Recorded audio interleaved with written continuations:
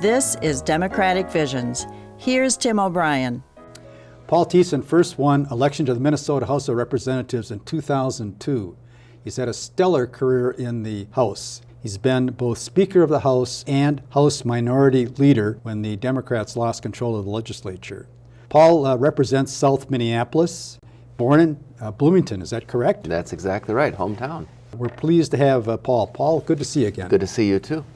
So I think it's fair to say that you've been one of the most visible and progressive legislators that we've seen in a long time. Does that translate statewide, Paul? I think it does. I mean, we're getting a really good response as I travel around the state. I mean, now, and for the last 10 years, really have been spending a lot of time, not just in my own district, but meeting people all across the state. And, at the end of the day, what I think progressive really means is focusing on ordinary, everyday Minnesotans and making sure that they have some economic security, that they have some chance to move ahead.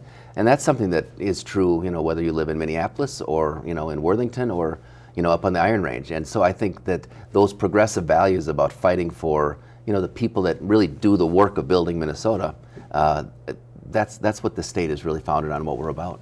You were Speaker of the House when the state accomplished some of the most important things that have been done in the past. I can't envision that we're going to be able to do the same in the upcoming session of the legislature, what with the Republicans in control. So I want to talk about that. I also want to talk about your campaign for governor. But I want to put things a little bit in perspective to show how time passes. Elected in 2002, began to serve in 2003. The Vikings didn't make the NFL playoffs. Tampa Bay won the Super Bowl. Wow. Finding Nemo was the hit animated movie. President Bush invaded Iraq. Tim Pawlenty became governor, going down the slippery slide. Concealed carry became Minnesota law 14 years ago. Yeah. Now we are in the present day. So let's look forward to 2018, the legislature convenes.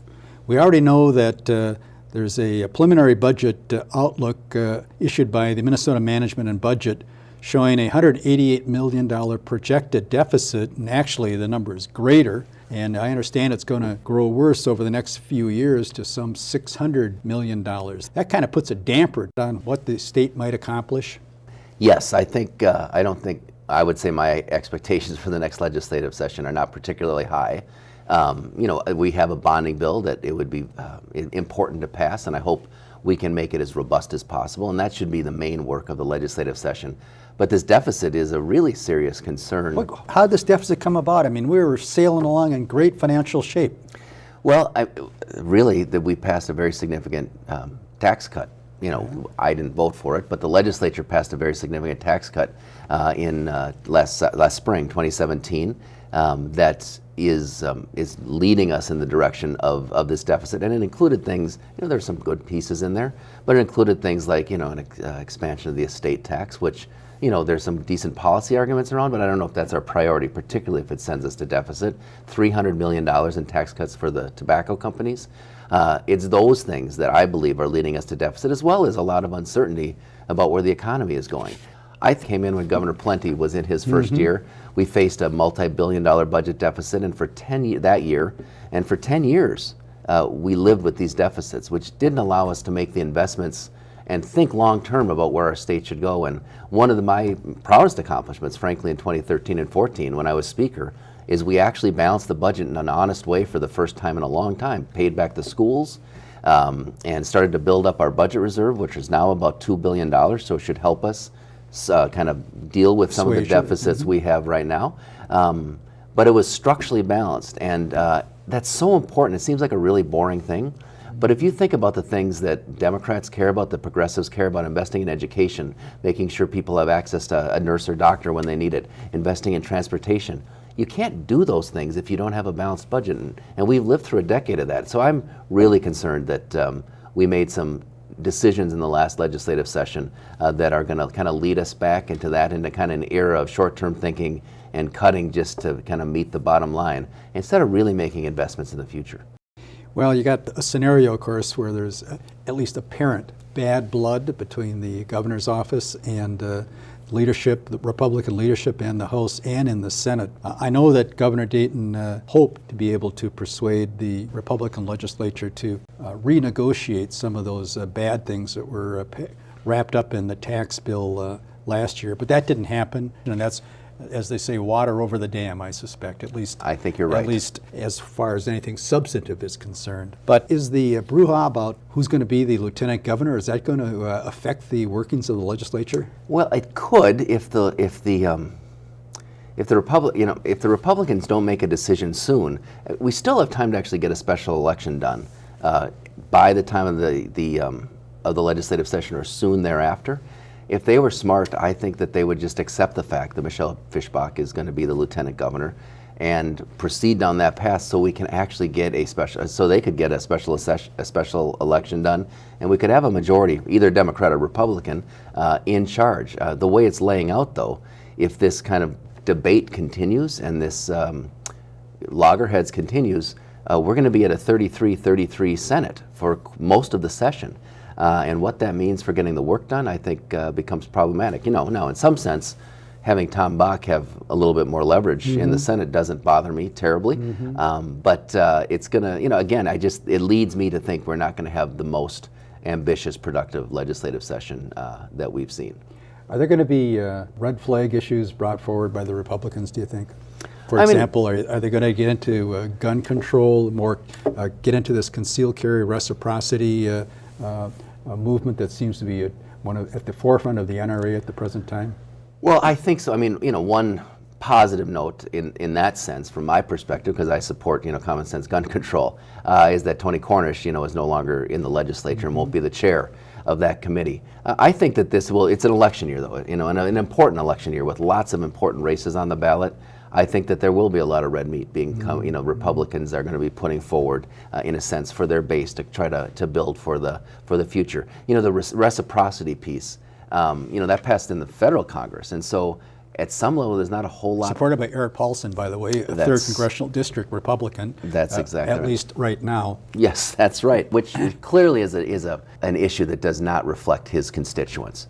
But it's a federal law, right? So we don't have that much control here at the state about how that's going to happen, except we know it's going to lower the standards. We need to be standing up to the NRA much more aggressively than we are, and not just on these gun control issues.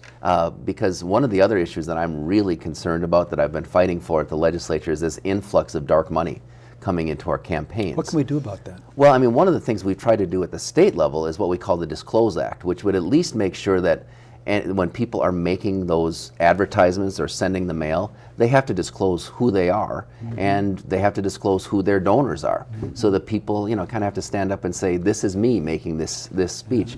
The biggest opponent to that kind of disclosure in campaign finance reform is the National Rifle Association. Really? And so on many, many fronts, we just need to stand up to special interests, and in particular in this case, the National Rifle Association. Is there anything the state can do to counter or forbid or impede wealthy donors, corporations, giving money to front groups who then dole out the money to candidates? For example, I'm aware that there's Republican Governors Association, and I'm positive there's a Democratic Governors Association, and apparently they just funnel money in and funnel money out, and you don't know where the money's coming from. Is there anything the state can do about that? Well, that would be part of what this Disclose Act would do. At least they would have to disclose where the money's coming from, and be honest with people in their advertisements about what that is. So individual citizens, journalists, and others could track that information. That's not available right now. And so I agree with you that that's something that we should get to, and the state actually could put those types of rules in place. Do you think there's going to be a Republican movement to go against the will of the people and try and impose some sort of state ID on voting? Well, interestingly, every Republican gubernatorial candidate is in favor of voter ID in that sense. They could try to do that again. I think that they'll probably wait, though, until they see whether they win the governor's race. And then if they do and hold on to the legislative bodies, then I imagine that we're going to see a lot of efforts to restrict people's ability to vote, because that's kind of been the Republican strategy lately, and to win elections is to keep more people from voting. And I'm not going to neglect getting into the main purpose why you're here to tell us about your candidacy. No, not at all. But you bring up something that's interesting to me, and that is the importance of the consequences of the 2018 gubernatorial election. It seems to me that, God forbid, if the Republicans maintain control of the legislature and elect a Republican governor, it's Wisconsin redo, here we go again. I mean, I can see all sorts of bad things for public employees and teachers where they gut their bargaining rights just like they did in Wisconsin. Yeah. I assume Minnesota would attempt to go right along the same path. I mean, I think you can think about that on a lot of fronts. So certainly labor rights, the right to work, all these things that would undermine the ability of people to join unions and have union strength to defend their interests, that would be very much in jeopardy. Environmental regulation and the rules that we have to keep our water clean and our air clean, that would be very much under attack. Women's right to choose could be very much limited if the Republicans take to control, and things. And I just had a piece in the St. Paul Pioneer Press this week about refugees and immigration. Mm-hmm. I mean, we'd see a lot of changes in that area, and that would be under threat. All across the board, you would start to see significant changes in the culture of Minnesota. I don't think Minnesotans really quite understand what that could look like. So you could look to Wisconsin, look to Iowa, look to North Dakota as examples of what could be coming. But I also think it's really important that as Democrats, we make that point about what could happen if Republicans take control, but we shouldn't be just running a race that's about not settling for being Wisconsin, right? I think we also need to raise up a vision have a positive of message, what no Minnesota could achieve if we elect a Democratic governor, elect a Democratic House, and do all those kinds of things. I couldn't agree more with you, Paul, that we need an uplifting message to tell Minnesotans why Democrats are their best bet.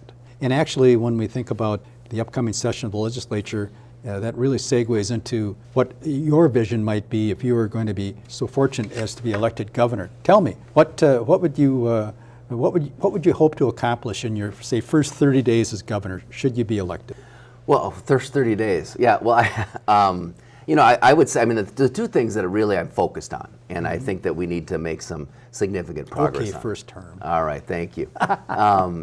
First of many terms. There we go. Well, two maybe at least. So the first thing is really these issues around economic insecurity that continue to squeeze families and make families not have peace of mind when they go to bed at night. So healthcare, number one issue I hear about, getting to a place where we have Medicare for all in this state. Medicare for all, how does that distinguish from the coverage that should have been provided under the Affordable Care Act? Well, I mean, I think that the Affordable Care Act did do amazing things in expanding coverage to more Minnesotans, more Americans. There still are people that are left uninsured on that. And for a group of people, particularly people in the individual market, small businesses, farmers, people that don't get their health insurance through their company. But just having said that, there's 180, 170 million people that do get their health insurance through their employers. So it's really kind of a balancing act, isn't it? When you talk about Medicare for all, are you going to be taking something from somebody to give to someone else? Is that how it's going to come down? Well, I think, basically the concept is that, creating a big pool that everybody participates in. That would take, a couple things. I mean, first of all, it would take the concern off of having to, either stay at your job or worry that the job you're in is going to change their benefits. And so it would allow people to go to bed at night and know that they're going to be able to see a doctor or nurse if they need to the next morning. From an employer's point of view, I mean, just think, if you're competing in the global marketplace, even if you're a big company, you're a General Mills, in America, you're having to pay the cost of providing that health coverage for all of your employees. If you could lift that off the backs of big corporations, of small businesses, it would actually free up a lot of capital to make the kind of investments, both in people and in product, that I think would actually free up our economy. If it could be done for free, but it can't be done for free. No, we have. So there's going to be, increases in taxation. There is, and now you have a trade-off, and that's a very difficult question to analyze. And it doesn't have to be done at the national level in any event. Well, I think that we actually can make progress here in Minnesota to do that, particularly if we can get some waivers from the federal government to allow us to do it and free us up to do it. And I think that there's steps that we can take along the way. This buy into Minnesota care that a lot of people have talked about, I think is one step in that direction. But the bottom line is, I think that this notion that we are all in this together and that we're working towards this larger and larger pool of people so we can share the risk. And that's all that we're really talking about when we're talking about Medicare for all and single payer. To share that risk is ultimately going to bring down or mediate the costs for most people. Now, what it means is maybe I'm healthy today and I'm going to be paying a little bit more. Well, but that's the premise of the Affordable Care Act, isn't it? It is, except what's happening with the Affordable Care Act is we've still broken broken groups of people into these smaller groups. And what you're seeing in the individual market largely is a product of that there's just too few people to spread the risk broadly enough. Single payer is about who pays. We also need to continue to work really hard on the delivery reform part of it. How we continue to control costs, how we continue to provide the best quality health care to people in a way that is not going to overwhelm the system. And there's a lot of really good work going on in Minnesota around that, and including investment in public health, including research and development, which could be a huge advantage for Minnesota. If we could cure diabetes, if we could be the state that figures out how to deal with Alzheimer's in a reasonable degree. Just think about what that would do for the quality of life of millions of people across the globe, but also for Minnesota's economy. And I think if we have a governor that's willing to kind of identify some of those moonshots in healthcare research and development, we could bring down costs, we could expand our economy, and we can improve the quality of life of lots of people. Well, the economic well-being of the everyday Minnesotan, I think, is first and foremost. Yes. But there's got to be other pieces of that puzzle besides healthcare. Yeah. What else comes to mind? Yeah, I mean, the other things that I hear about affordable college is something that's really significant. What would you propose in that regard? Well, I think what our goal should be is debt-free post-secondary education. So now, that doesn't. But I want to turn that around. Yeah. I mean, these colleges are going nuts with what they're charging, are they not? I mean, it's just like they'll charge what their neighbor is charging and maybe a little bit more, and then that motivates the third person to charge even more than that. Is that sustainable? I think that there's a couple pieces of that. I think you're absolutely right. There is kind of an arms race in this sense. Part of it is because we haven't lived up to our state's obligation on the public school side, at least. And so if we could get back to this notion that higher education is not just a private good, but a public good that benefits us all, and start to step up our investment. When I was speaker, we increased our investment about $250 million, and we probably need to keep kind of making those types of investments as we go forward to catch up with it. So part of it is on that side, and part of it is how we run the financing on the tuition side, and particularly the student loan program. And there are things we can do to help refinance loans at lower interest rates. I don't think the federal government, as an example, and as a governor you can advocate for this, should be making a profit essentially on student loans, which they do today. Our goal should be to allow someone, which was kind of the truth when I graduated from college, to be able to, you may have to work a summer job, maybe even work a part-time job in school to earn enough to cover your tuition. I don't think that's a problem, but you should be able to do that in a reasonable way, get all your classes done in 4 years or 2 years or whatever time frame is for your degree, and graduate without having college debt. I think that we would set ourselves up in a very significant way to attract people to the state of Minnesota, smart people, to let young people get on the road to engaging the economy in a new way, and in a different way than they have since the Great Recession happened. It would be good for all of us. And so I think that college tuition is a piece. The cost of childcare, coming back to your question about what do we do for economic security, one of the other huge issues I hear across the state, and not just from the families that need the childcare, in greater Minnesota in particular, in small towns, the number one issue I hear from business leaders is we have not just not affordable childcare, we have no childcare. So Wadena, as an example, they're short 500 slots for the children in that area. The business leaders say we have a workforce shortage problem here. If we could get 200 more slots of childcare, that would free up, 150, 180 new workers for us who want to come to work but can't right now. So it's a huge economic development issue. And retirement security is the other piece of this, that we have a lot of work to do to make sure that people can retire with some dignity. And we're in a very frightening place in this country, in this state, around the preparedness of people to actually retire. And at the bottom line, underlying all of this, you can't do any of it unless we start not just to raise the minimum wage, which I support, and which we've made some progress on when I was speaker, but start to raise up all wages. And I think that discussion about how we do that and how the concentration of economic and political power in this country is translating into low wages and to poor benefits for people, and connecting the dots for people is something that Democrats really need to step up and do in 2018 and going forward, because until we attack that problem, which is really a problem of power and a power of economic concentration, we're not going to fundamentally solve all the rest of these issues. These are serious challenges, but I happen to know that you got the brain power to accomplish it. With any luck, you'll have the opportunity to do so. I looked at I think it might have been an article that was in one of the local papers. You were interviewed by the St. Paul paper not too long ago. And I think you were extolling the benefits of paid family leave. Do you have any particular ideas in that regard? Well, this is another piece of this economic security because it's not just about, Right now we have unpaid family leave. We have unpaid family leave. So what paid family leave basically is, and I'm the chief author of the bill in the House, it would basically say, it would set up a pool for the state that employers would pay into, and you would give you 12 weeks of paid family leave. So when you have a child, but not just for children, and it could be for moms and dads, but also if your spouse gets sick or your parent who's older gets sick, it would allow you to take that family leave to care for your, to take care of your family members, which I think comes down to some basic values that we've lost in Minnesota, in this country, that, it's not just about your value to the economic bottom line of the company you work for, but what's your value to the community as a human being, what's your value to your family, and raising up those kind of family values, I think is something that's very important.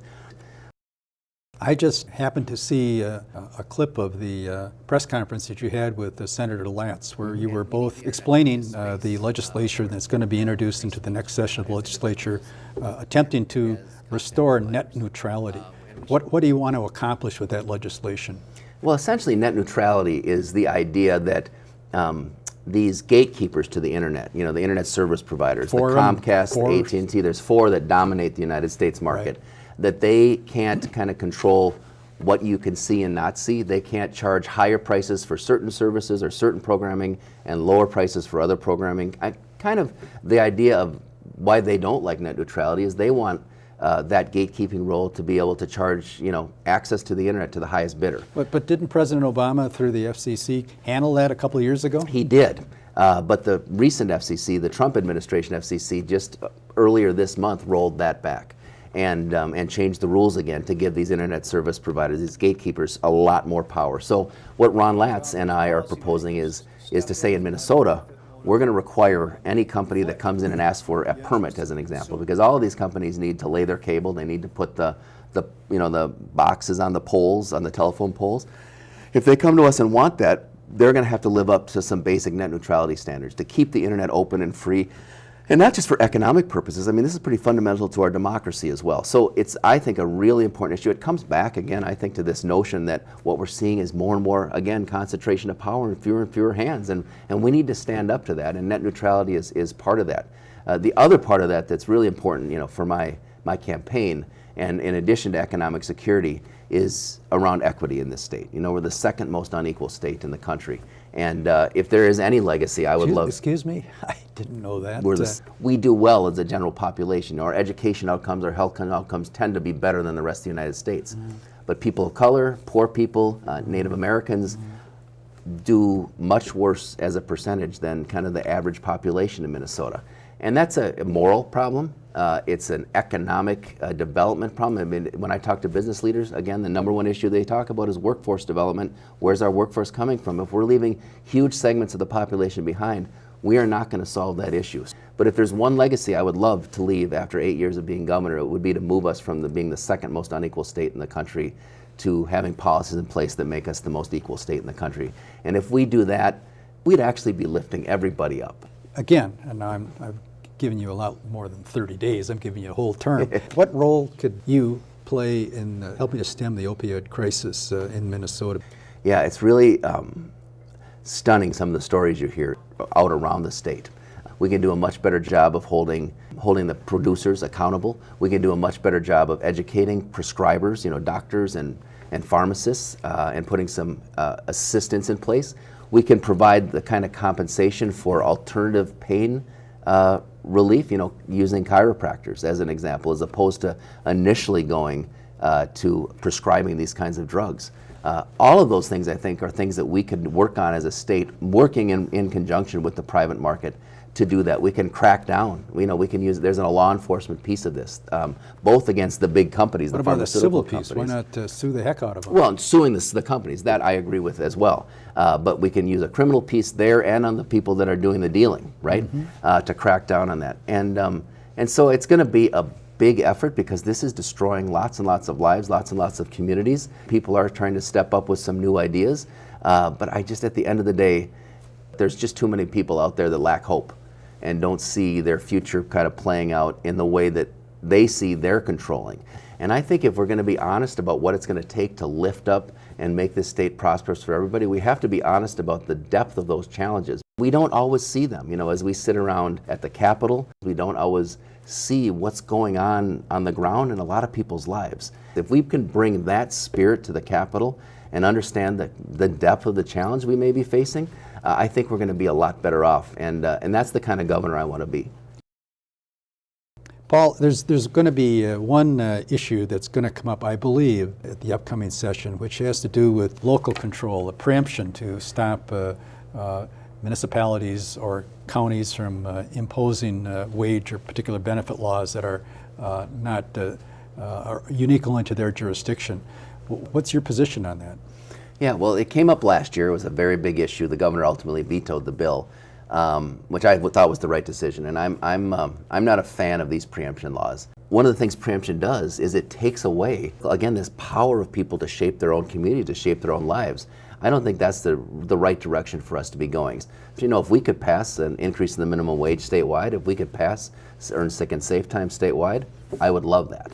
I think they'll make another run at it this year, but I imagine the governor will also stand his ground on that, and we won't see those changes made. I made reference earlier in our conversation to your service as Speaker of the House, and that was 2013 through 15, and I just randomly listed at least a half a dozen or maybe even a dozen pieces of legislation that came through and got adopted or passed in that session. Tell us what legislative measure that you were associated with has provided you with the most satisfaction. Yeah, well, it was an amazingly productive period of time, and from education to healthcare to Women's Economic Security Act. But to me, the most profound moment when I was Speaker and of my legislative career was when we passed marriage equality. No question about it. And which occurred when I was Speaker, yes. And part of it was, when I was gaveling down that bill, kind of looking out at the people in the legislature who were taking votes that they knew very well could cost them their legislative careers. And in some cases it did, I guess. And in some cases it did. In a few cases it certainly did. That kind of courage, political courage, we don't see enough of anymore. And it was the right thing to do. But the other thing that was so amazing about that day and that bill was, there were thousands of people in the Capitol kind of right outside our chamber door. And groundswell when it passed, I suppose. Well, right, and when I and I kept imagining the faces of all those people out there as I was gaveling, and I got choked up about it because, some of their lives were going to be fundamentally changed forever, as a result of that legislation, and for the better. But they're also the ones that made it happen. And to me, at the end of the day, that's the finest kind of politics there is. When you take the energy of people working outside the Capitol and you govern with them. Instead of sitting inside the Capitol and trying to figure it out and govern for people and make decisions for them. This idea that what our politics and our democracy is about is empowering people to come down to the Capitol and actually make the change they want to see. And quite frankly, if we do have a Republican legislature after the 2018 elections, and we elect and I become governor, the only way we're going to make the progressive change that I want to make is if we empower people in that way to bring so much pressure to bear around common sense things that help everyday people that they can't say no. And I'd be remiss, Paul, if I didn't give you an opportunity to tell me what's the state of the campaign right now, going forward? Yeah, I feel like we're really in very good shape. We're getting a great response across the state. The issues we're talking about peace of mind economics for people, about closing these equity gaps that we have in the state, that's resonating with people. I also think, the other thing we talk a lot about is the fact that, in the next governor, we need someone who can hit the ground running, who understands state government, and who has actually not just a record of talking about big things, but actually getting them done. And I think of all the candidates, I bring that to the table, someone with a proven track record of actually getting important stuff done that help everyday Minnesotans. I'm hopeful for 2018, not just for me and for my campaign, but for Democrats in general. I think it's going to be a really good year for us. But we just need to make sure that we're not just being against Republicans, but that we're standing up for something, for a broader vision of what this state can be for everybody. And that's what I want to bring to the table. Sounds like a great adventure, and best of luck going forward. Well, thank you so much. Thanks for coming by. Democratic Visions is handcrafted by volunteers from Eden Prairie, Hopkins, Minnetonka, Edina, and Bloomington. Watch us on select community access cable TV channels and on our YouTube channel. This is Carol Sundstrom.